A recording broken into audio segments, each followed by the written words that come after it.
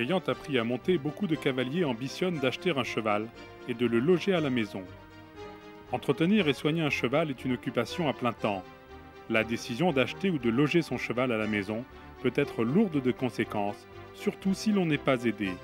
En fait, le problème se pose d'emblée à l'achat du cheval. Trop peu de cavaliers savent exactement quelle activité ils veulent pratiquer avec leur futur compagnon.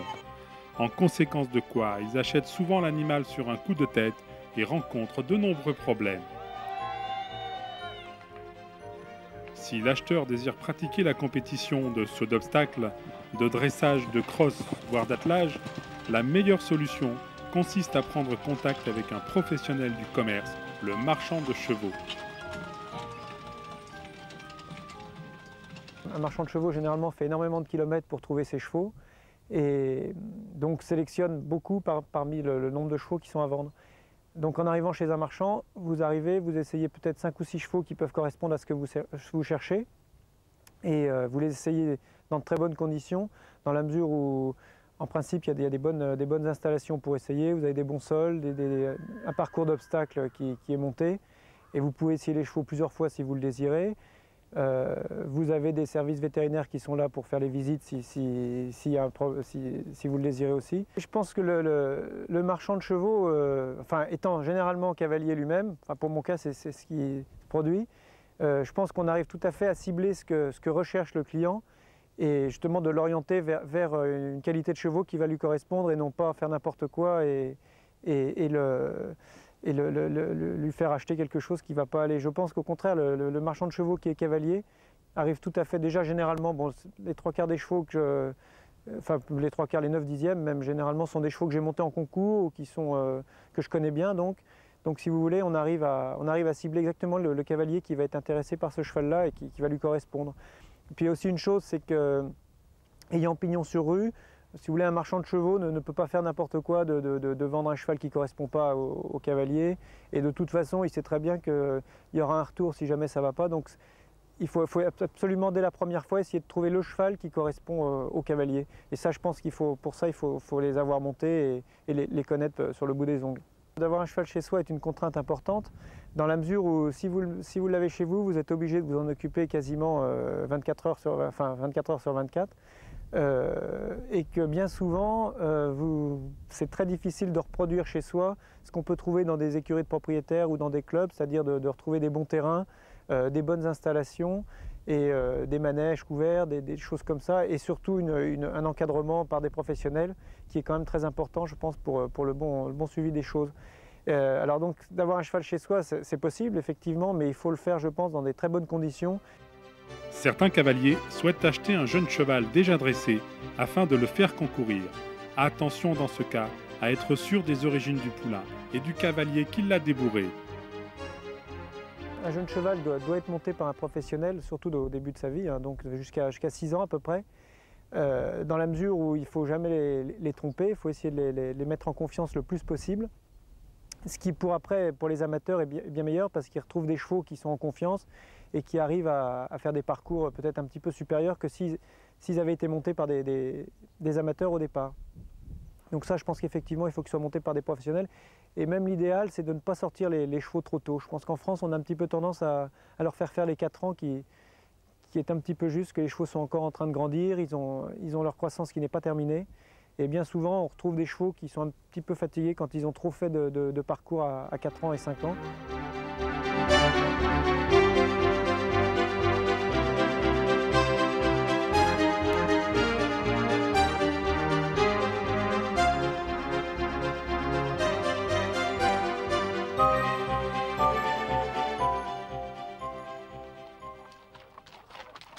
L'important développement des activités de tourisme équestre amène de nombreux cavaliers à rêver d'acheter leur cheval.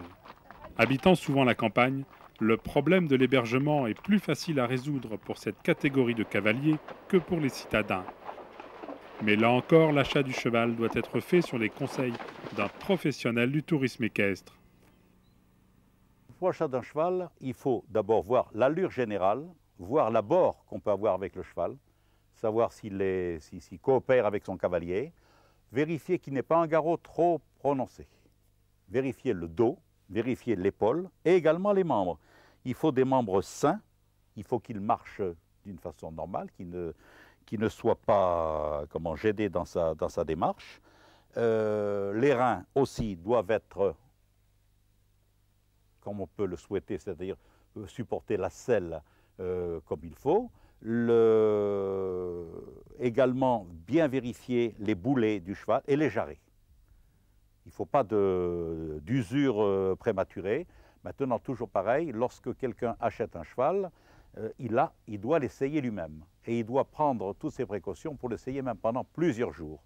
Et je pense qu'un bon éleveur permettra à quelqu'un d'essayer le cheval sur quelques jours, de manière à savoir ce qu'il peut acheter. Je sais que c'est le rêve de beaucoup de cavaliers, mais là, il faut quand même être prudent pour acheter un cheval. Il faut pouvoir monter le cheval, il faut pouvoir s'occuper du cheval. Et bien souvent, c'est là où il y a une lacune. Alors, il faut surtout éviter que ce soit un objet qui fait plaisir aux enfants, d'avoir un cheval qui traîne dans un pré, hein, parce qu'on est vite lassé de monter seul à cheval. D'où l'intérêt d'être un certain nombre de cavaliers, voisins ou autres, mais de pouvoir faire des sorties normales au moins une fois par semaine.